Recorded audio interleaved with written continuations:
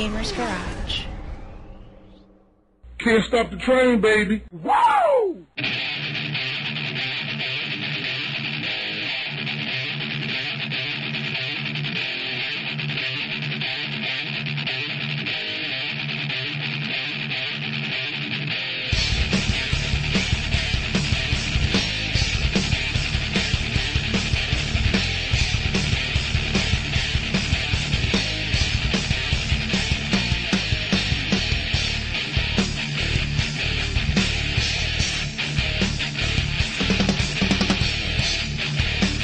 Everybody, I want to welcome you to the 27th round of BVB Gaming's The Loser Bracket, hosted as always by the Gamers Garage. I'm joined by my co-hosts Jason, Dakota, Justin. Welcome all three of you gentlemen. Hey, Jerry. What's going? You guys have been gaming way too much. I'm going to talk about that shortly. But let's talk about the news we're going to cover. We're going to talk about SIVO, and we're going to talk about cheating in COD 4. We're going to talk about the San Diego Comic-Con, the release of Starcraft 2. We're going to talk a little bit about MLG and controllers. We're going to talk about a review of Astros. We're also going to interview a Halo 3 Pro, Adam IceVayne. And we're also going to talk about mainstream press and what they don't get about gaming. I'm going to start it out, actually, and I'm going to put a quick plug in there. If you have not yet, go to our forums, go above the shout box. You're going to see the tools of winning.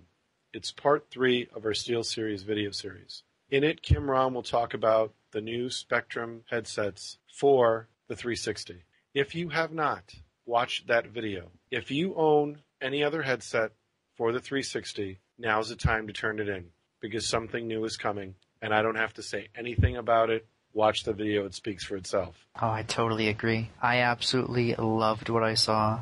I was actually a little bit blown away, to be totally honest. I should expect nothing less from SteelSeries at this point, but the Spectrum absolutely looks gorgeous. I love the features they're bringing into it. The mix amp is phenomenal. The build of it, the fact that you can take it apart. I'm not going to spoil everything. Go watch the video. Your jaw will hit the floor just like mine did. Awesome. All right, quick note about the San Diego Comic-Con.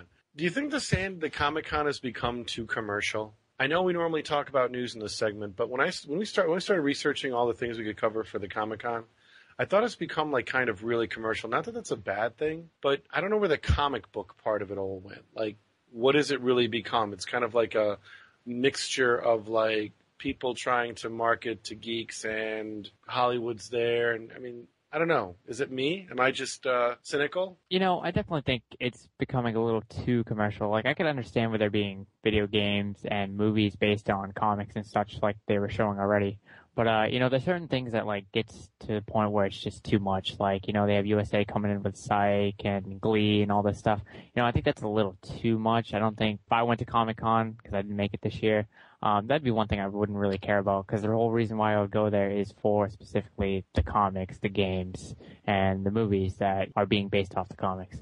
Not for all this bullshit, pretty much, that I don't want to see. For me, I've never really been into Comic-Con because when I've heard about it and when I've been told about it, it's mostly comics. I'm really into comics. So for that, I would assume that it's all about comics and anything related to it. The fact that it's more mainstream, is it more of like a celebration of what we call like the media and comics and entertainment and all of that? It depends on what you're looking for. If you get satisfied from, seeing the latest in comics or the latest in movies, latest in video games, that's fine.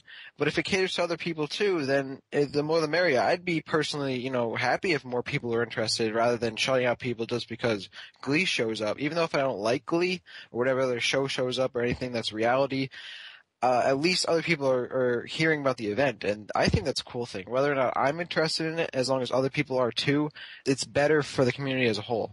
Dakota has an interesting point in that the more people that are there, the more people become exposed to the media. And, somebody that is there for Glee or Psych or any of these other shows that don't necessarily have to do with comics or that type of media might see something that could catch their eye that they might not have actually seen before and might get interested in. So that you can say it might be expanding these certain genres to people that otherwise would never get the chance to see them. So it could be something good in disguise, possibly. This could be something good in disguise, but the other thing is, like, I don't want to see this turning into where it just becomes all mainstream, TV shows and then changing over to that rather than having all the comics and stuff what it was originally for. That's just one thing I don't want to end up seeing, and, with it growing every year, it's looking like it's getting closer to that point. Well, I mean, you got to think about it. It's not. I don't think that this is like some sort of like ending of what was originally Comic-Con. It's not going to take it over. I really doubt that just because some reality TV shows show up that it's going to turn into what Comic-Con isn't. It's allowing more things to show up. That's just what happens when more things become available to the public. Comic-Con's still going to be Comic-Con. Everyone who enjoys going to it will still enjoy going to it, except like a few people who get pissed off for stupid things, and we can't help those people. But overall, it's still going to be Comic-Con year after year, and I really don't think anyone who's liked it from past years is going to have anything to worry about in the future. Yeah, to be honest with you, I asked the question because I saw the question posted on CNN, and I thought to myself, that's the dumbest thing I've ever heard. And what I mean by that is, I don't think too commercial is a bad thing. I think it's just really most companies are late to marketing to gamers, to geeks. I think they're starting to realize how important and how disposable the income many geeks, gamers, etc. have. It's really becoming mainstream, and I think it was inevitable that Comic-Con, which normally is associated with comic books, which is normally associated with teen demographic, even though there are lifelong comic book collectors, I think overall it's a good thing. Look, whenever somebody wants to spend money to show something to gamers or geeks or people that share similar interests, that is a positive thing. And I think the Comic-Con venue, just like Origins, just like Gen Con does for board gaming, just like PAX does for specifically video gaming, I think all those things are really, really positive. So I don't think it's bad. And if anybody does think that being too commercial, I think you're just becoming the sort of like hardcore nerd. I think it's great that it's becoming so mainstream. So I'm all for it. So let's move along to some not so good news. I want to talk a little bit about, and I know you guys know about this, but I want to talk a little bit about the sort of drama that unfolded in CIVO at the end of last week, where CIVO had to hand out 10 bans to different players in the COD 4 division because they were using a certain driver setting. I want to get your guys' opinion on this, because it's got some big names up there. I checked into it, and what it does is it makes everything look better pretty much in game. Like, it increases the shadows. The big problem was like the fact that when you throw a smoke grenade, it would outline whatever's covered by the smoke, so you could still see it to the point where you could react to it. But it gives the people who can't see it, who don't have the setting, the illusion that the smoke grenade still functions normally. The only thing I see with this is, like, what if people just use this just to pretty much intensify the graphics of their game? What if people didn't really see it as maybe a cheating? It says very clearly that's illegal video setting. That's exactly what the ban was out. And they're banned until September 30th, so it's the rest of the season. So, knowing CIVO being very fair, and I'm going to be honest, I haven't specifically read the actual video settings for Call of Duty 4 on the PC, but CIVO has enough street cred with me that I'm not going to question the fact that for them to suspend somebody for the rest of the season, I think they're making it quite clear this is not allowed and they don't want it. Adam, IceVayne, Conan, how are you doing this evening? Good, and you? I am well, thank you. So let's get to our Major League Gaming news, because there's a lot of it, and I want to get into a lot of stuff. Now, as you know, last week, IceVayne, we were talking and we covered a lot of the changes that Major League Gaming is having for the rest of the season. But I wanted to get a pro player perspective about Raleigh, about Reach, about these changes. And I want you to correct me if I'm wrong. Please correct me. The way I'm looking at it and the way we're talking about it, it's really hard. Outside of the Reach pass, what's the reason for players to go to Raleigh? I guess if you're close in the range of being pro in Halo 3, you're a couple points, maybe 100 points away from being top 16. It might show some aspect for you to go to Raleigh and try to go into the top 16, because then you can at least go to DC if you feel your team is really good and fight for the 8th spot to go play at Nationals. Basically, you'd be getting 2 paychecks with 1 good placing at DC. Other than that, if you're below like a 20th seed and you have no chance of being pro and you're forming a team, almost there's no point to go and Raleigh at all. Yeah, that's kind of unfortunate. I guess these changes are because the Combine turnout has been so low. To be honest, MLG Denver just happened, and I didn't see anywhere outside of Major League Gaming themselves anybody really talking about it.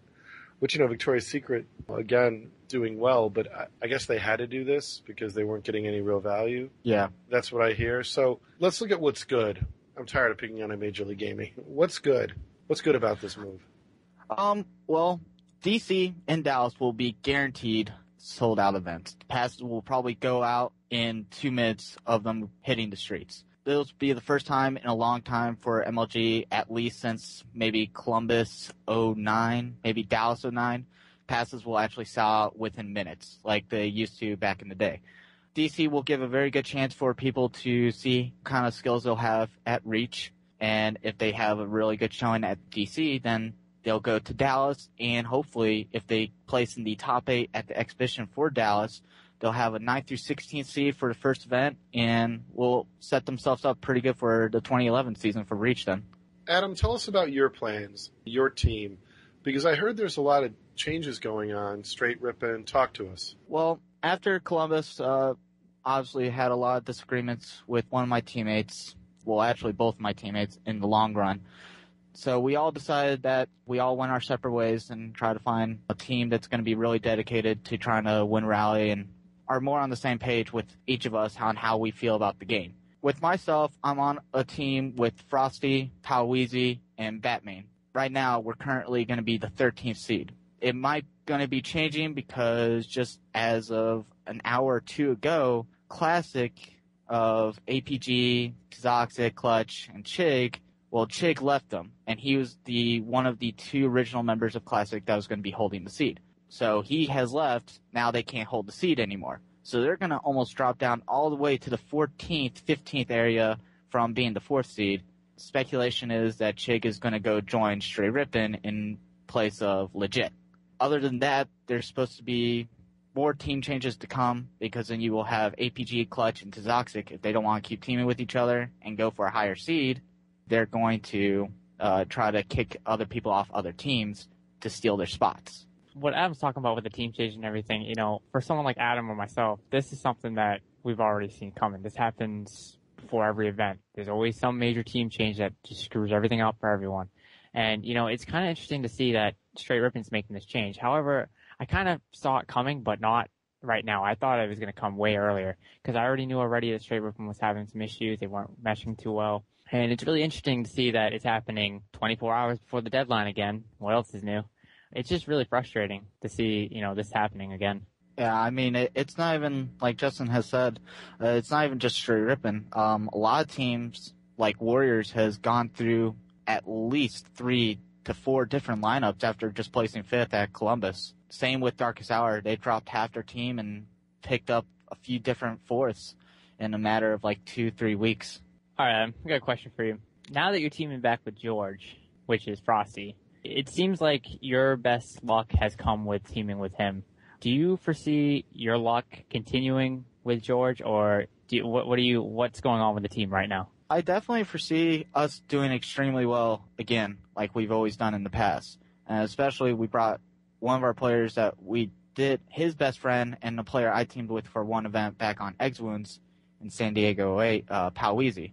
I always knew Powwow was an amazing player, always knew the game, immense knowledge, but I really have taken a time to understand on how he does play the game, and he plays it onto a whole nother level than any other player on the circuit. He doesn't really communicate or talk as much as everybody else on the team, but it's almost that he doesn't need to just because of how he plays the game. He doesn't make a move unless he knows where all of us are on the map, and it's almost like I just have this natural chemistry teamwork without him saying anything. I just know how to work with him and be in the right spots to put him in the best prime positions to get kills. Well, that's really good. Now switching it a little bit, with the recent changes with MLG, have you guys sat down to talk about what might happen if you guys don't break that top 8 seed? Do you guys plan to continue together as a team to play Reach, or what have you guys talked about yet?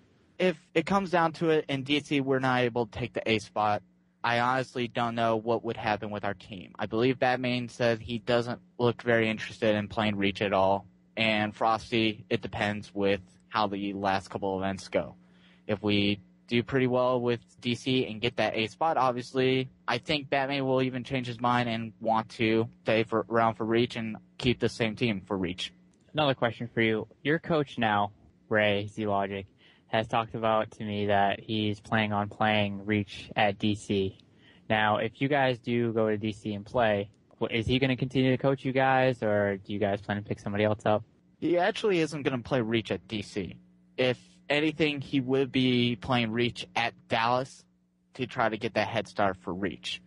Now, it's come into a little bit of a little miscommunication on the schedules because DC and Dallas are so back-to-back, basically, like 2-3 weeks in between each of them. So, I mean, that's another thing that MLG did not do very well, is scheduling with the events. That's going to be really hard on a lot of people deciding on which event they're going to try to attend. If anything, Ray will be with us until probably Dallas, unless we're top 8. If we're top 8, things might change. As long as I know it, he'll be coaching us until Dallas. And no chance for Justin there to get his old job back. Ha, ha, ha, ha. No, I want to change the subject, if you guys don't mind, about something else regarding MLG. And Adam, I want to know if you know anything. MLG recently signed a contract with Mad Catz to make quote-unquote competitive controllers. Do you know anything about that? Have they talked to any of you about that? Anything at all? No, I have not heard about any of that at all. Now, Justin, you were at the meeting, weren't you? Yes, because Adam didn't wake up in time. But yes, I was at the meeting, and they did discuss the idea of the contract with Mad Catz, and the idea was that they were going to test out the controllers, and they were going to have the pro players sit down, test them out, see how they feel. They're going to give each of the pro players one of the controllers for free. They don't have to use them. There is no set right now. There is no terms for contracts in the future of just using those controllers. It's just going to be pretty much an experiment at start to see how it goes, and they're going to hopefully get the pros' opinions and hopefully make a better controller than what Microsoft has now. This brings up something else. I looked recently at a audio profile for the Astro headsets, and to be honest, they didn't do very well. And that got me to start thinking, as much as Major League Gaming likes to have the best settings and claim that they do the best for competitive gaming, I felt they certainly didn't do that with Astro. And I know from talking to people in the industry itself, from Mad Catz to MLG to, others that were looking there, that basically Mad Catz sort of bought their way into this. This is their way to sort of get marketing. I'm just wondering at the end of the day, is MLG really going with the person who can make the best controller? Or is this just going to be a case of they're going for whoever will pay them and that's the product they'll use? Yeah, that's a really interesting point.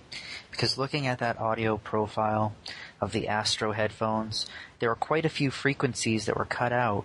It looked really good on the high end, somewhat decent on the low end, but in the middle, there's so many mids that were missing. It just really impacted the sound that they were getting out of the Astros. It was quite astonishing, actually, that it had such low performance in comparison to in the video. I believe it was against the Tritons. I was actually a little bit shocked, to be totally honest. I didn't realize that they were as junky as that video claimed them to be, because I've never personally used them. But I digress. I think I might agree with you on that, Jerry. It really makes me question if possibly there was just, a huge amount of money involved, and maybe MLG doesn't necessarily have the players' interests at heart, and possibly the almighty dollar is swinging favor in Mad Catz' direction, but I don't know. We'll see. I think in the long run, it always comes down to money. But for Astro, I don't think it was just about the money. They've been around for quite some time, which a lot of people might not know. I remember back in the day, I think it was 2006, Astro had come out and had given Straight Rippin this huge box, which was the mix amp for the 4 people. They each had a headset. That was the first prototype of the Astro headset for them. I think that sparked an idea. I think MLG looked at it as this is a really great idea, because at the time everyone was using either Sennheisers or they weren't even using any headset for that matter. So, and the Sennheisers at the time didn't have the microphones, so it was just all by ear, and then you had to yell. So I think MLG kind of looked at it was oh, okay, well, this is this great idea. If Straight Rippin's using it, we might be able to take this in and promote it and get a lot of money out of it in the long run. Well, but the problem with that is that people have been making gaming headsets for a while. Astro's coming along isn't that new. I think for those of you that watched the Kim Rom video, Kim Rom says it's best, PC gamers have been, developing, learning, creating all of this stuff. I think your first sentence was actually right. It is about the money. And I think that's the same thing with Mad Catz. And my only concern and my only sort of issue with it is Mad Catz capable of making a good controller? I suppose, yes. But at the end of the day, certainly we don't want to see people having to use that. Something ridiculous where, like, when you're on main stage, you have to use a Mad Catz controller. I think that would be a disaster. I don't think a lot of people have also heard about the prices, which is also going to be the problem of these Mad Catz controller. MLG talked about the meeting before is that it's going to be somewhere between $100 to $125 for a controller. That is a little ridiculous for a controller. But then again, I mean, the pros have been able to convince, players to go out to buy Gunners, ViewSonics, Astros, anything that the pros have, amateur players go out and buy right away. Like, that's just how it works. So, I mean, obviously Mad Catz is probably going to make a whole bunch of money. I don't want to critique this, but you know what? And I'm being generous when I say 1,000 kids out there is not enough for a business. You know what I'm saying? Like, just because 1,000 kids bought ViewSonic or Gunners, that certainly didn't make it. I'm just wondering, like, I really hope MLG thinks that Mad Catz can, like, do something with this, because Mad Catz isn't, like, something you put together with, like, competitive gaming. Like, I hope they can make quality competitive controllers, but then again, what makes it a competitive controller? What makes it different? When I think Mad Catz and MLG, I think MLG is just trying to put their name on something. Because I can't associate Mad Catz with competitive gaming. If anything, I just know them as making third-party controllers when they feel like it, because that's just what they do. If they end up making something good, well, that's nice. But as long as MLG doesn't force it upon people, and as long as they don't make it out to be like this epic controller that no one else can ever buy ever unless you have $1,000 and it's the best thing ever created, and if Mad Catz does that, great for them. But I want it to be something quality. I don't want it to be this stupid crap that they throw out every week or so just to put their name on it. I mean, I'd like it to be something good. I hope it is. MLG's been thinking about this controller idea for a while because, Microsoft's been cutting back the production of the wired controllers, and that's what MLG uses as controllers. Along with that, what a lot of people might not know is that for only Halo 3, the Microsoft controllers can sometimes what's called slow turn. And what that means is, like, the joysticks, only in Halo, it's the weirdest thing. The sensitivities are different. So one speed, like, you may go one way, like left, so it might go, like, say, a speed of 5 to the left, but it'll only go, like, a speed of 3 to the right. Like, it's just weird how it works. It's only for Halo, though. And, like, people have found solutions to fixing that, but, I mean, if they can make a controller that actually works, that doesn't have that problem, it'd be a lot better. But then again, with Halo Reach coming out, and it hasn't done that yet, I don't know if that's even going to work anymore. Mad Catz isn't the only company who can and will make, controllers. SteelSeries, Razer, they are all working on competitive controllers for the 360. And I think the problem here is that when I look at the quality of products, SteelSeries clearly gets an A in my book because I know I'm going to get something that's like a Mercedes-Benz. And Mad Catz has always been the Chevy for me. It's definitely the Pinto. It's never been anything technologically impressive. And when it comes to, Razer, I know it'll glow and look pretty. If you're really talking about competitive gaming, it's just like the Olympics. Olympic athletes want the absolute best. And I think in this particular case, the story at the end of the day is that MLG is going to sell out quality just to get quick cash. Let's talk about Starcraft 2. I mean, it's on everybody's mind. We see that Major League Gaming put out a bunch of Starcraft 2 blast videos. I believe that Major League Gaming's relationship with Blizzard, because of WoW, makes them hopeful that they can do something in StarCraft 2. This is one area where I believe Major League Gaming can do something well. Jason, you've been playing the game all day today. Talk to me. What are your initial impressions? I like it. I do. I really like it. I know that from what I've seen, people have been playing the game for a couple of months now with the beta, and this was my first impression of it because this is my first chance to get my hands on it. And first things that I've seen, the game plays a heck of a lot faster than StarCraft 1. That's something I haven't gotten used to yet. Secondly, there are quite a few new features in the game that I was kind of blown away by, just interface-wise. And small things, too, like they have a practice league for you to actually learn the game before you go on multiplayer and play other people. You can actually play a slowed version of the game, a slower version that's more friendly to beginners, so you can actually pick the game up before you get on to Battle.net and battle people that are going to be much more difficult for you to overcome. I also really like the fact that they've done something really cool, which is that you can add friends from Facebook, you can add friends by their email address, and if you do this, their real name will actually show up in the game, and it makes it a lot easier to communicate with your friends in-game. Very cool the way they've done that on the interface. As for the game itself, I'm thoroughly enjoying it. I've always been a huge StarCraft fan. seeing the new graphics, playing with new characters, it definitely captured my heart. I'm really looking forward to a couple weeks from now, once the custom maps start rolling out, once people have had chances to play with the map editor and pull out some new tower defense games or games kind of like Dota or any of the other crazy custom maps that have been out there in the past, RPGs, things of that nature. And with the power of this new map editor, we're going to see some really cool things rolling out. So this game is only going to get better, folks. I definitely recommend checking it out. Even if you're not a fan of RTS games normally, I would still look into it because I think this is going to be one of the top games coming out this year. I have to agree with you 100%. We know that Blizzard has, in my opinion, some of the best artists in the business. I think that goes without saying. But when I look at StarCraft 2, it's kind of low-tech compared to, like, you know, when you think about visually appealing, the big ones like Crysis, Metro 2033. But in StarCraft 2, the art direction, to be honest, is to me almost more visually appealing because of how well it suits what they've done. And the second thing I really like is the fact that for people that want to get into the StarCraft universe, to me, the single-player campaign mode is not just moving you from scenario to scenario anymore. You actually have a little bit of this RPG elements, so you kind of feel like you're progressing as you're moving forward. I think all those things are fantastic. If you've never played StarCraft, and especially to many of the young console players who've heard of it but have actually never played it, I think it's really worth it to take a look at this. If you don't know what an RTS is, you're going to see a lot of people playing this game and a lot of people talking about it. And it's obviously going to be huge globally. You want to be able to at least spectate it. So this is my sort of plea to you. Help out Major League Gaming. Help out American StarCraft. Get the game. Play it. Learn what you're looking at. Because if you learn what you're looking at, you're going to understand now what makes a top RTS player simply amazing. And you'll start to understand why people love games like StarCraft around the world. And StarCraft 2, it's new, and it's your chance to jump in. Definitely, 100% agreed.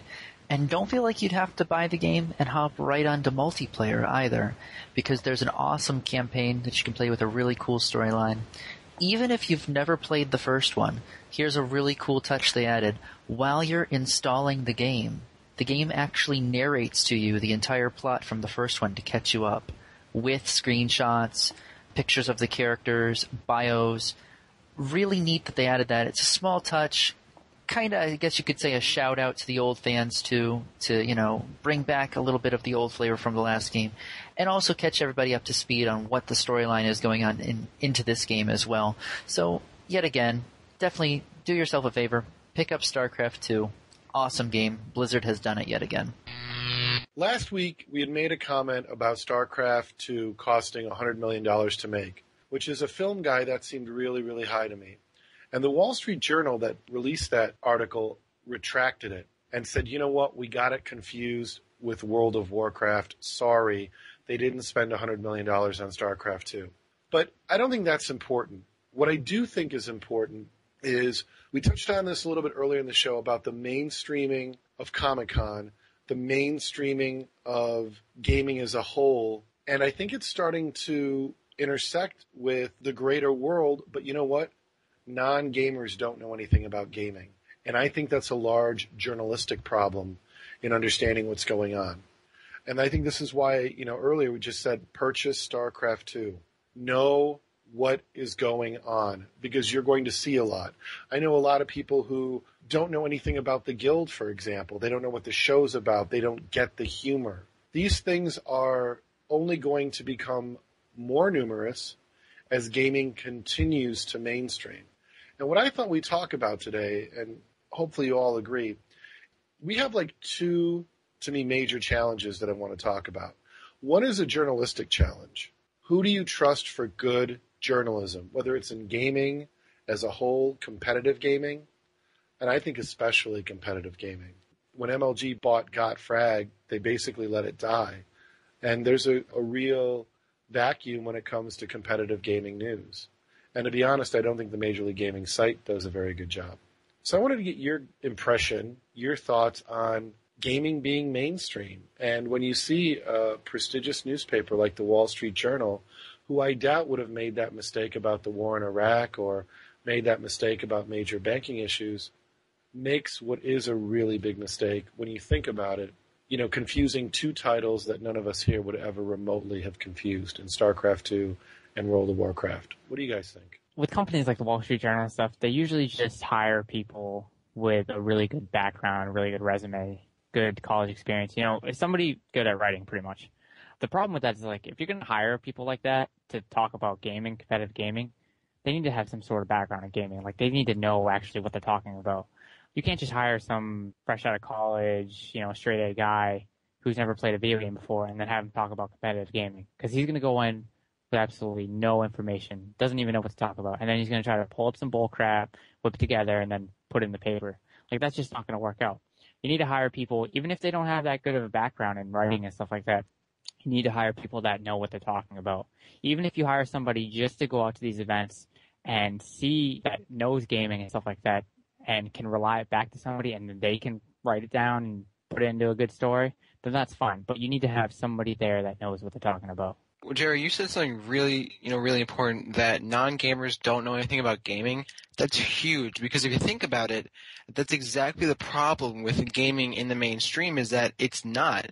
If you think about it, like, talk about soccer. Even if you don't play soccer, even if you don't watch it, you still know about soccer. Most people know how it works.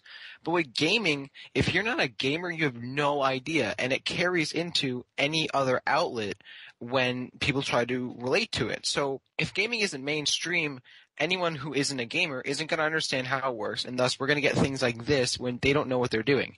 So honestly, I think if gaming gets a little mainstream, even if, any sort of elitist or, someone who wants to keep gaming how it is, doesn't like it, it's going to have to get mainstream if people are going to realize that it's becoming more of our culture, and thus we need to sort of separate from trying to be this underground, close to ourselves thing, but still want to be big like other cultural aspects of, our society.